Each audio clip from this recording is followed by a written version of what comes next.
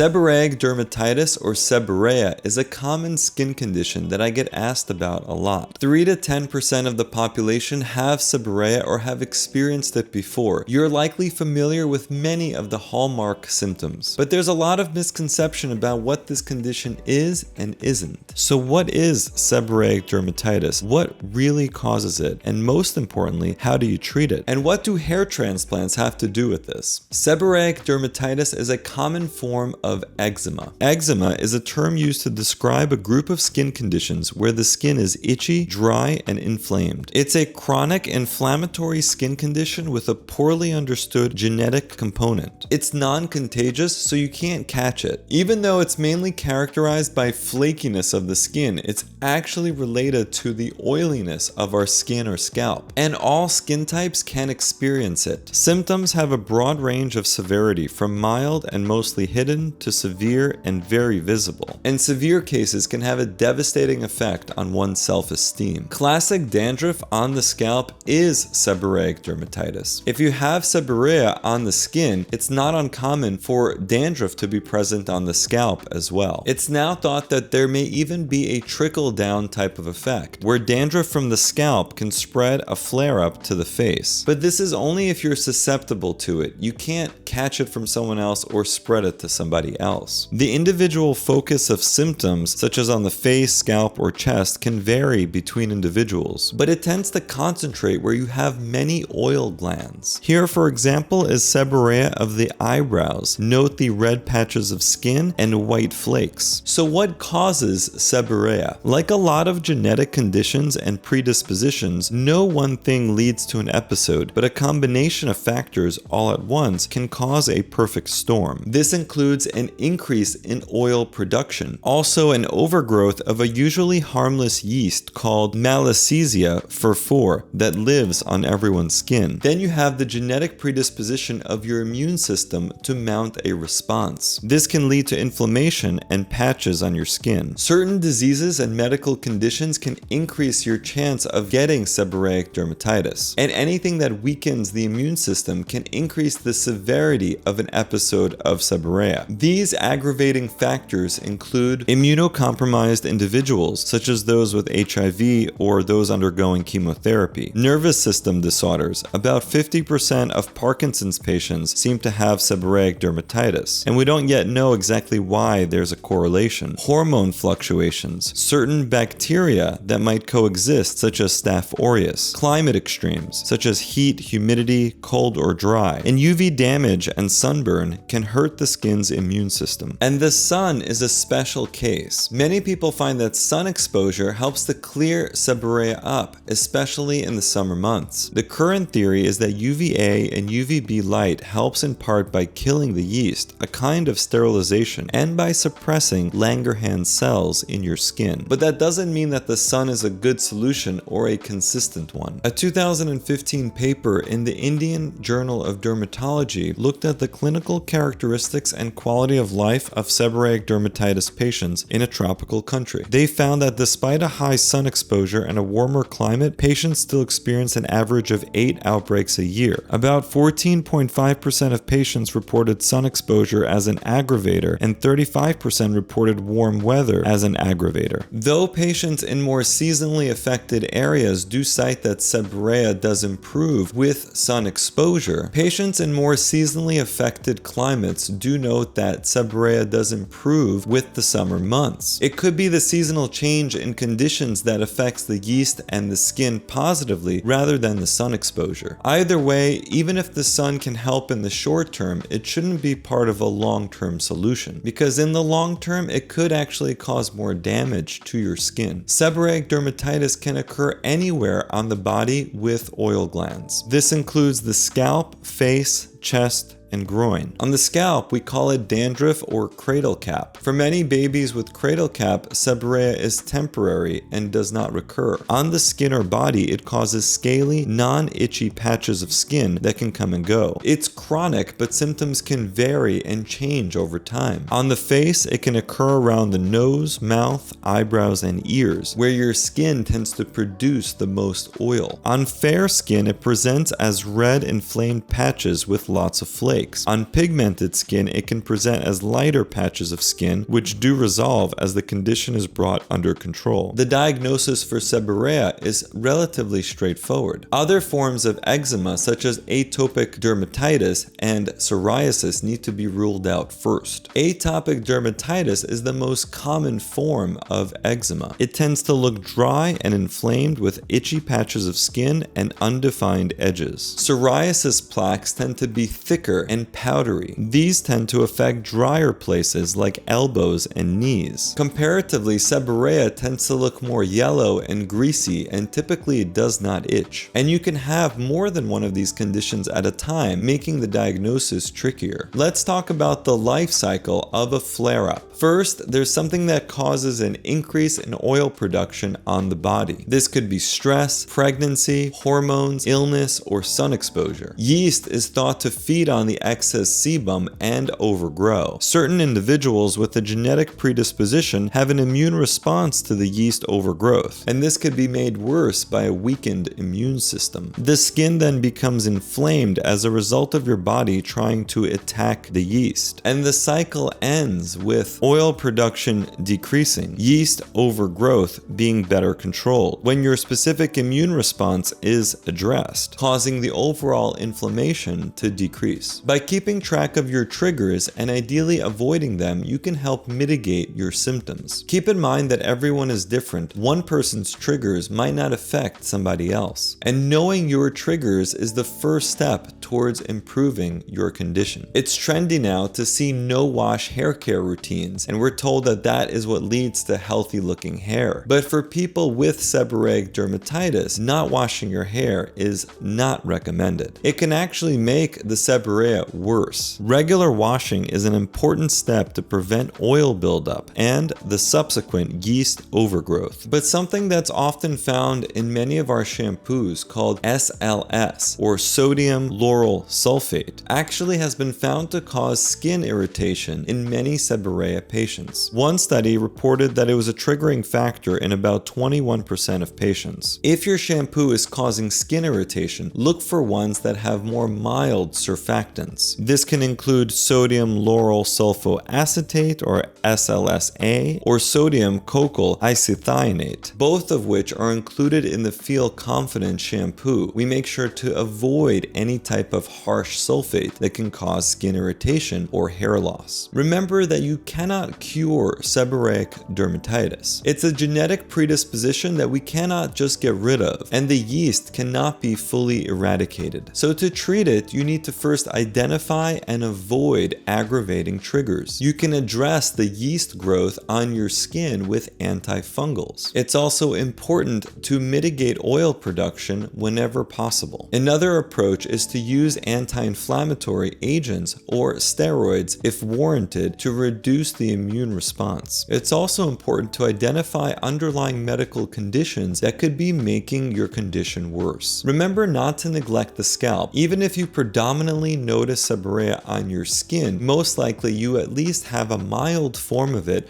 on your scalp. Treating both is important. Skin treatments include body washes, leave-on treatment products, and medicated soaps. Some people even use treatment shampoo on the body, and that seems to work for many of them. Let's talk about treatment ingredients that can help with oil control. This includes a salicylic acid shampoo used for the face and scalp to control sebum. This usually involves a gentle lather, letting it sit for a few minutes, and then rinsing it off. And you can do it every day when there's a flare, then go back to once a week. One example is Neutrogena T-Sal. Salicylic acid face washes can help as well. You can use it just on affected areas up to twice a day during a flare-up, and then less frequently afterwards. There's also salicylic leave-on, or 2% BHA. Paula's Choice is a long-time affordable favorite, and salicylic scalp treatments like from Inky List can be applied before showering or shampooing. But try not to get get this stuff into your eyes. Another important treatment ingredient is antifungals. This includes zinc pyrithium, which comes as an antifungal dandruff shampoo or a bar soap. It treats the yeast species that trigger the condition. It's also been shown to be anti-inflammatory, but zinc pyrithium can be drying. This can be found in shampoos like Head and Shoulders and can be used on the body as well. Another antifungal ingredient is selenium sulfide. This has a similar mode of action as zinc pyrithium, and it's usually used daily or every other day. Another agent is ketoconazole. This is a stronger antifungal for those more resistant types of cases. 1% strength is available over the counter as Nizoral shampoo, and higher concentrations of about 2% are available by prescription only if deemed necessary. In very persistent cases, oral antifungals are available by prescription but are not the first choice. Another treatment ingredient is corticosteroids. This includes hydrocortisone, fluocinolone, and desanide. This helps bring inflammation under control and can be prescribed and used in the short term to bring down that inflammation. They aren't recommended for long-term use because of their potential side effects, but they're good at controlling some of the short-term symptoms. Long-term use of corticosteroids can potentially lead to the following: thinning of the skin, which can make the affected skin more vulnerable to damage. Systemic absorption has also other ill effects like increased blood sugar, bone loss, reduced immune system, weight gain, or high blood pressure. In terms of finding the ideal treatment, remember that sometimes it can take some trial and error to figure out what exactly works for you during a flare-up and during just maintenance treatment. Even if the sun seems to help your condition, don't forget to use sunscreen. And remember that you cannot moisturize the flakes away, so just using heavy creams or heavy moisturizers will not fix your condition. And there is now a new FDA-approved treatment for seborrheic dermatitis in patients aged 9 or above. This is a new topical foam at 0.3%. This is the first drug approved for seborrheic dermatitis with a new mechanism of action in the past 2 decades. It's called roflumilast. This is a non-steroidal anti-inflammatory phosphodiesterase inhibitor that was previously used to treat other conditions like COPD. It alters gene expression in the macrophage cells, changing our immune response. So can you get a hair transplant if you have seborrhea? If the case is mild, we often proceed with a hair transplant and the results turn out just fine. For severe cases, we ask that patients get their condition under proper control before we proceed to a hair transplant. And if we detect signs of seborrheic dermatitis during a transplant, I'll often prescribe doxycycline, which is an antibiotic with anti-inflammatory properties, for about a 7 to 10 day course, and that seems to help in recovery. But can hair transplants trigger a flare-up of seborrhea? The answer is potentially yes in a predisposed patient. But if the condition and surgical recovery is properly managed, it should not affect the ultimate hair growth from the hair transplant. As you can see, seborrheic dermatitis is a chronic form of eczema that has many different types of triggers and many different types of treatment options for patients. You need to figure out which treatment type is best for you and try to stick with it so that you can keep this condition at bay.